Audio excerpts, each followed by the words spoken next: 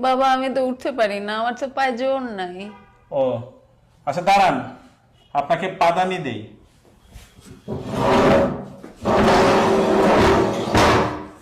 এখানে পা দেন।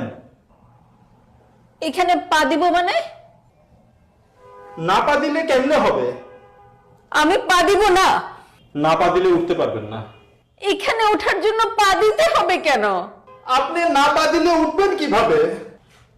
উঠতে হলে এখানে পা দিতে হবে? অবশ্যই পা দিতে হবে। অসম্ভব, পা দিব না। পা দিলে সমস্যা কি? পা দিব না। আরে আজব তো, আপনাকে পাদানি দিয়েছি, আপনি পাদানিতে পা দিবেন না? আরে আপনারা কি পাদানি শুরু করছেন?